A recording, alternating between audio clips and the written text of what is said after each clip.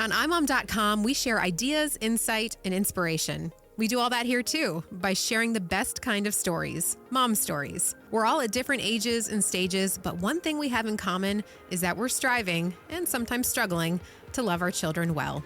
It's the iMom Podcast. Welcome to this week's episode of the iMom Podcast. Fab Four, back together again. I'm Abby with Susan, Megan, and Chloe.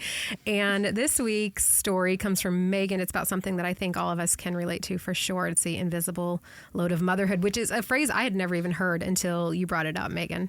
Well, it was funny because I actually hadn't heard it either. I was with some friends and we were all talking about stuff and we were kind of commiserating over the fact that not only do we all work, but we have all of these outside responsibilities that have to do with the kids or the house or school or whatever it might be. And one of my friends goes, "Oh yeah, it's the invisible load of motherhood." Like very matter of factly, like, "Oh, you never heard of this?" And I was like, "No, but please explain." And so she was like, it's all the extra things that we just have a running to-do list of in our minds that we have to get done to take care of everything and all these responsibilities. And it kind of got a little bit down the road and we were talking about how like men, a majority of the time, depending on how your responsibilities are set up, our husbands are all kind of the same. What they do is they wake up, help with the kids, they go to work and they only focus on work, and then they come home and help with the kids. Their day is very divided and sectioned out. Whereas us, we're all working, we're taking the kids to school, picking them up, feeding them breakfast, feeding them lunch, dealing with any sort of activities or homeroom mom situations or laundry or picking up the house or, anything that could be. Every mom, I feel like, has this like running to-do list in their mind. And it's called the invisible load because we don't always write everything down. I mean, some people, I guess, do if they're really organized and want a checklist, but it's just all these extra things that really are invisible, but we know we have to get done. She's really feeling this. What do you think? I feel it too. I was thinking about it last night because my husband came home and I was kind of overwhelmed because the kids had been home from school sick 3 days in a row, which, again, invisible load of motherhood. Whose workday gets affected by that? Mine, not his, because I work from home. And so my workday, and ultimately, hopefully not, but my work product, because I have two sick kids at home. So that's 3 days that I am behind again. And so that's just another piece of that invisible load. And so he was like, "Well, how can we divvy up the responsibilities?" And I was like, there just really isn't a good way, because by nature of my schedule and my job, I take on most of those responsibilities because I work from home. Whereas I want he you has to to go know, in. Megan, that not an hour after you mentioned yesterday that one of the boys has pink eye, I got a text saying, "By the way, one of the kids at school went home with pink eye. Check your kid." I'm like, no. Because they're all going to have it within 24 hours. Yeah. Could Megan's kids have given my kids pink eye from Washington, D.C.? Possible? We live in different states. Came through Slack. I'll find a way to blame them. Exactly. See, I can totally relate, but I would take it a step further. One time my husband asked me, he's like, "Hey, before I sit down at the end of the night, is there anything I can do?" So like, your husband is very helpful. He's very hands-on. You've said that a number of times. I know he is. Same thing with mine. But even with the most hands-on husband, I don't think they carry the same weight we do. So he's like, "What do you need before I sit down and put my feet up for the night?" And I was like, "Well, this, and this." And it kind of got to the point where I was like, I'm trying to figure out how to get the kids to floss more often. It's like that kind of thing that's always like on our mind. It's like you're the director. And that's just the problem. In many cases, the moms are the director. The dad's happy to help, but he's still taking direction. He's not. Yeah, like the other night, one of my kids had to have their antibiotics, and he was like, "How many milliliters?" And I was like, "Why do I have to tell you how many milliliters?" Like, yes, have it twice a day on the bottle. It's 10 milliliters. I do want to validate you girls in just knowing the Pew Research Organization just came out on January 24th. They do a lot of polling and have a lot of information, and mothers are much more likely to be tired and stressed thinking about their children than fathers. In fact, it's a full 10 to 15% more when they said more likely to be. So what you're feeling is felt across the country, and they've proven it. It's a great article to read on Pew Research, just came out. But it's for lots of reasons, because like we're saying, you're really the director of the situation. As the director, you carry that invisible burden. Well, and it comes in like 3 different categories. That it's a physical weight, meaning like literally Healthy. Are they healthy? And well, a physical weight of like carrying the children, changing diapers, packing lunches, doing laundry. That's like physical work. But then the mental weight that we carry, which is having the mental inventory of all of the household supplies. Like we're almost out of tortilla chips. And I know that this child loves tortilla chips on Taco Tuesday. And so we got to so there's that mental weight. And then there's the emotional burden of, like I have the child who sits alone at lunch. And how do I carry that? And they cry to you about it versus your husband. Right. Yeah. So I think that moms just naturally are more in tune with these things. So even if dad is involved, I still think that mom is more in the muck of every single day. But isn't this the way we're wired as humans? Because I could be holding a child, talking on the phone, and, making spaghetti at the same time. And Mark just can't. He has to be doing one thing at a time. It's the way my brain is wired. I can do different things. So we have that capacity. Maybe God created us that way. And so we take it on. Yeah, I think so. I think that it's a burden that moms gladly carry. I as much as we complain about it, I do think that I don't want somebody else. We're wired to intuitively sense when they had a bad day. We see it when they walk in the door. Right.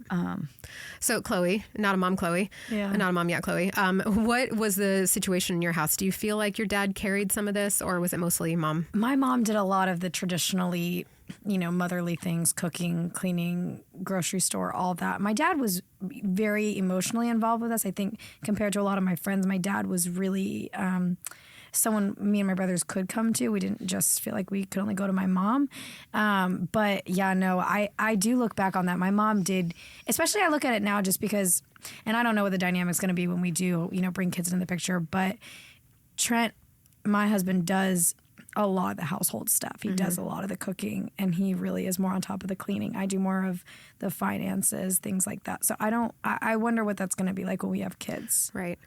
Do you think that moms by nature, maybe we worry a little bit more, and so we look for these things to care about, where dads are a little bit more black and white and are like, you know what, if I don't see the need, then maybe the need isn't there. Yeah. Definitely. And that's what the Pew Research organization says. We just worry more. Yeah.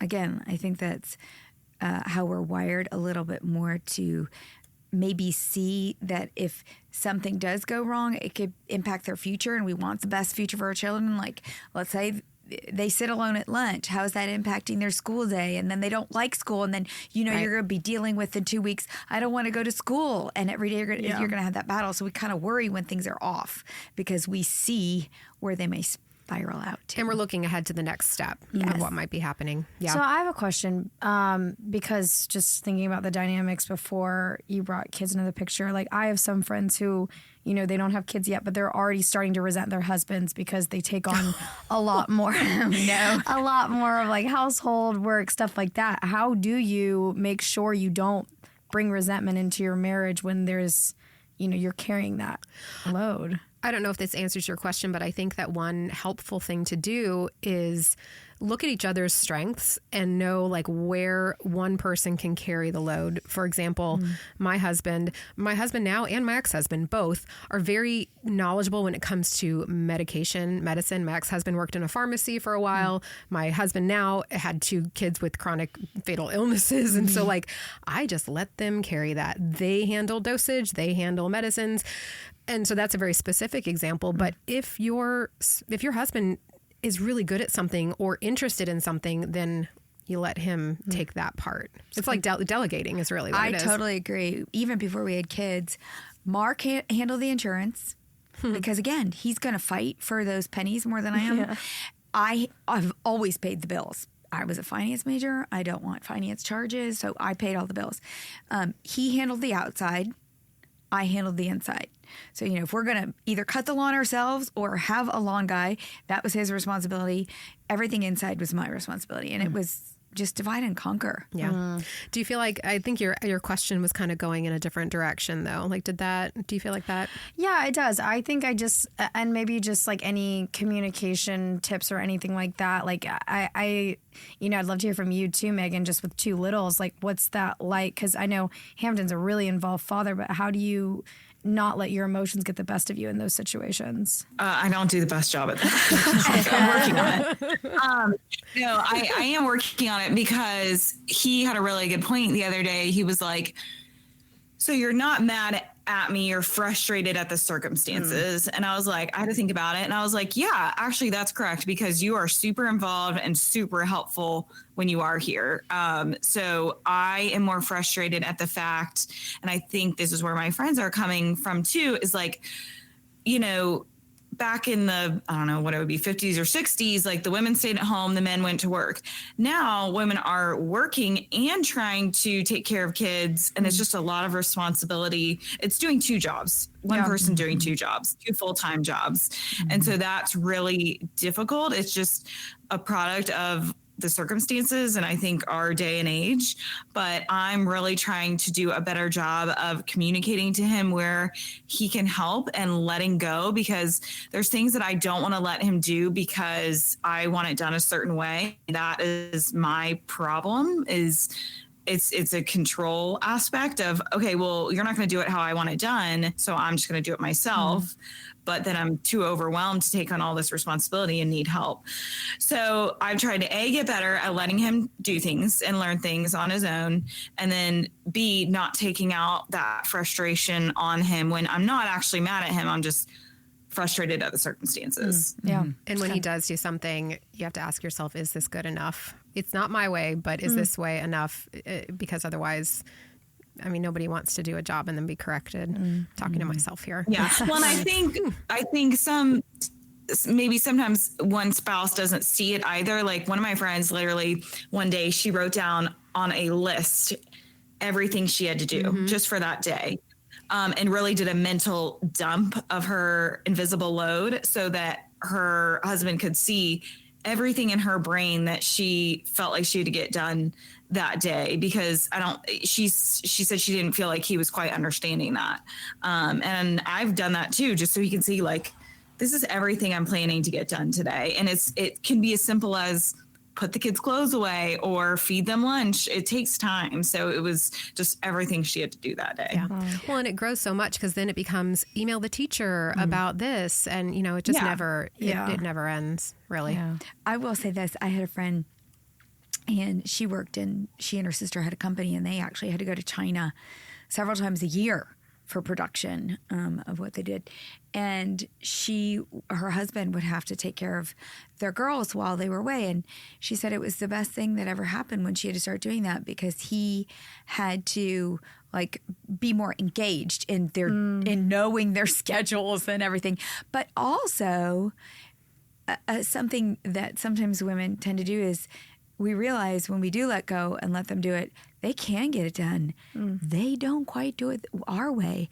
They tend to, and this is, I don't know, maybe this is us. We women, I think, tend to overcomplicate a little bit, where the men cut it down. Everything happens. It just doesn't happen with maybe our standard of excellence. Like maybe the girl's hair isn't done the right way every day, and maybe their lunches don't have exactly what each child wants. They all get the same lunch and they're not happy, but hey, you got lunch. It's interesting. We do kind of maybe overcomplicate our lives a little. Yeah. So you know how everybody nowadays, there's a lot of like articles that will come out that'll be controversial, or it's like, oh, well, what about this? So here's a question. Do you think there is an invisible load of fatherhood? Like, is that the next catch for the next like trendy phrase that'll come out? I do think that men carry a lot of pressure, in different ways. Whether it's like providing financially or, I'm trying to think there's so many different ways I'm sure that they take on things I just think they compartmentalize probably better, whereas women are just constantly thinking about 20,000 things at once.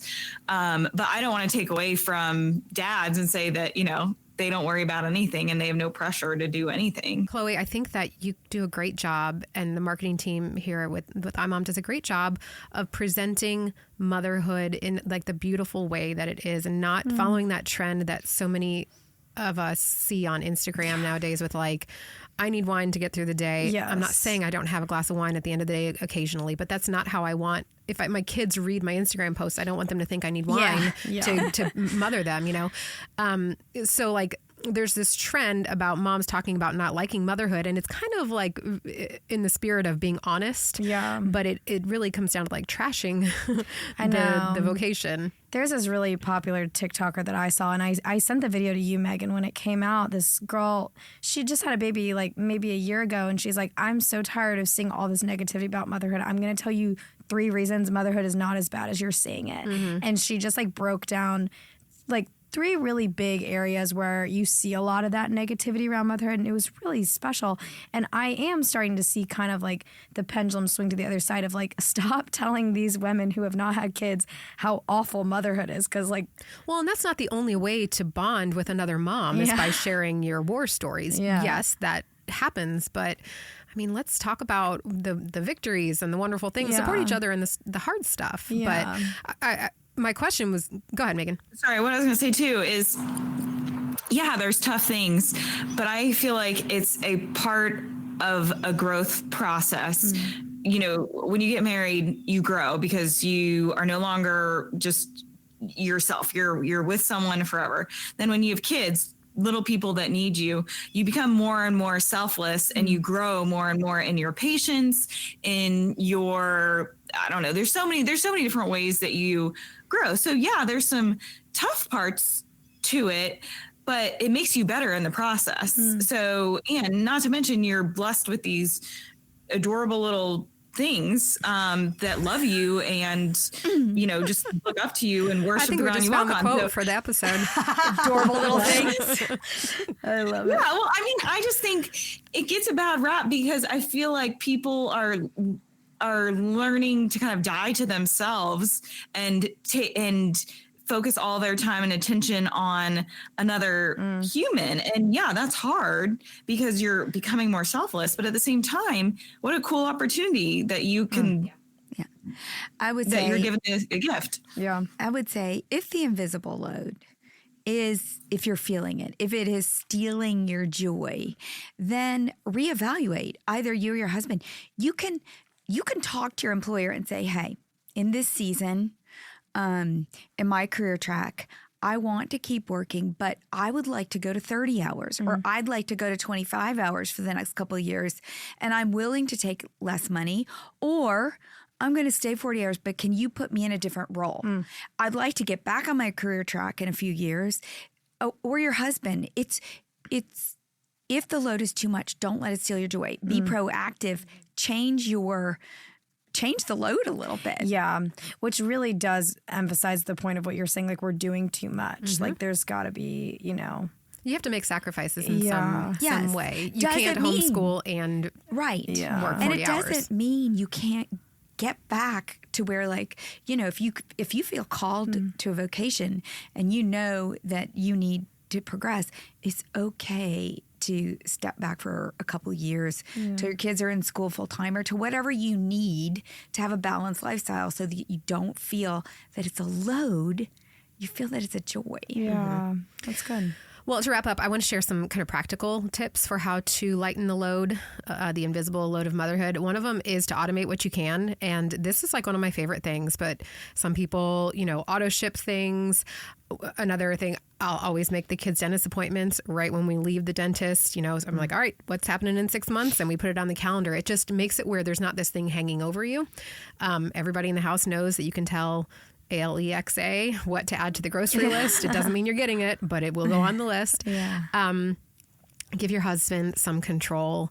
Another tip that I read was announce what you do, which might sound a little weird, but like you can calmly say, I can't watch this show with you until the laundry is done or until the dishes are put away, so that you're letting everybody know you're not bitter, you're not angry, but you're like, here's what I'm doing. And here's the things that have to happen before you can have quality time with me. And then don't procrastinate. If there's something you can get done in 2 minutes, do it. I would say too, we have a chore chart, and I had 5 kids, and that chore chart rotated weekly. And there is no reason as a mom, if you have children over the age of 7, that you should be doing the dishes. I mean, you cooked it, they can clean up. And having your husband supervise over that is another thing. Like, okay, you get up as a mom and you leave and you go do something else, and let dad supervise them doing the dishes, and make it official so that every week everybody knows who's taking out the garbage and who's doing those things. It really, really does take little things off, and it makes them a contributor to the family. That's good. I have a little plaque in the kitchen it says verse of the day.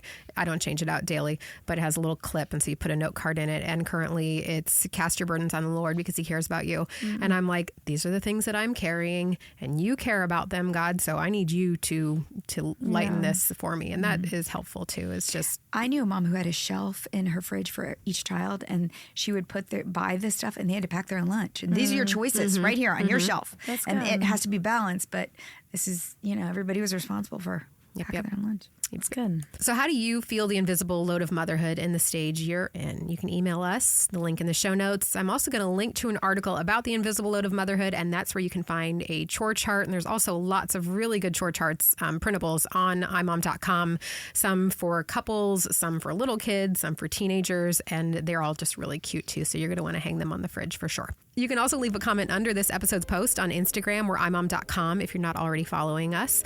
And like I said to Chloe, I think everything on our Instagram feed is really encouraging and just going to make you feel good about where you are in motherhood. So make sure you check it out, imom.com. And thanks for listening.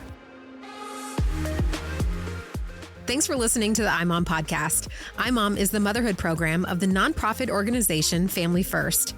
Along with our fatherhood program, All Pro Dad, we exist to help you love your family well. Subscribe to our daily email, the iMom Minute, by going to imom.com/subscribe and get tons of great ideas, insight, and inspiration. The iMom podcast is hosted by me, Abby Watts, along with Susan Merrill, Megan Tigner, and Chloe Blumenthal.